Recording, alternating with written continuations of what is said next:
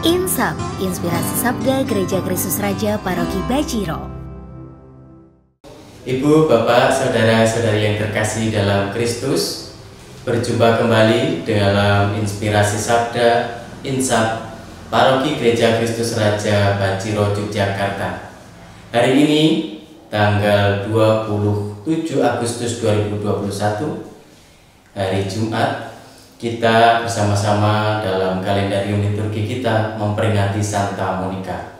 Saya akan membacakan firman Tuhan yang diambil dari Injil Matius bab 25 ayat 1 sampai dengan 13. Pada waktu itu hal kerajaan surga seumpama 10 gadis yang mengambil pelitanya dan pergi menyongsong mempelai laki-laki. 5 diantaranya bodoh dan 5 bijaksana. Gadis-gadis yang bodoh itu membawa pelitanya, tetapi tidak membawa minyak.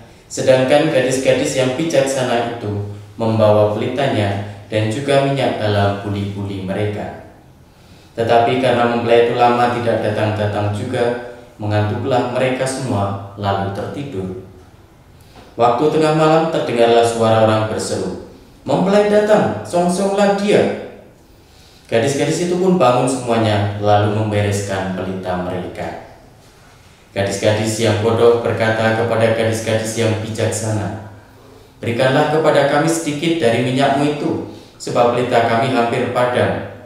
Tetapi jawab gadis-gadis yang bijaksana itu, "Tidak, nanti tidak cukup untuk kami dan untuk kamu.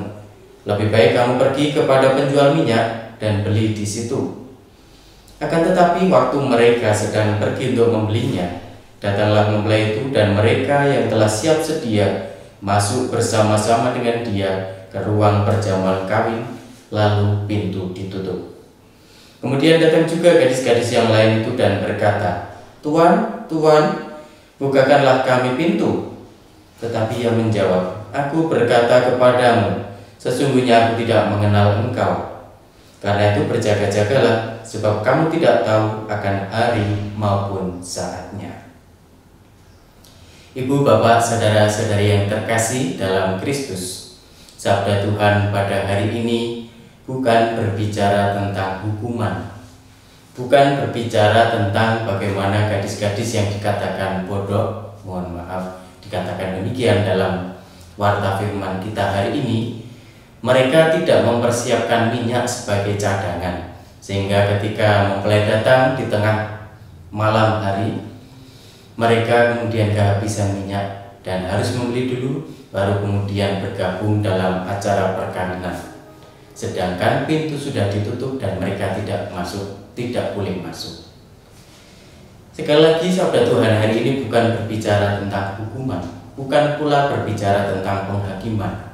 Tetapi dalam permenungan saya, Injil sabda Tuhan hari ini berbicara tentang bagaimana kita diajak dan diundang untuk mempersiapkan diri dengan sebaik mungkin untuk menyambut kedatangan Raja Agung kita, yaitu Yesus Kristus, Juru Selamat kita untuk yang kedua kalinya. Tentu kalau kita mau berpikir lebih jauh, ini adalah tentang kehidupan kita setelah kehidupan kita di dunia ini.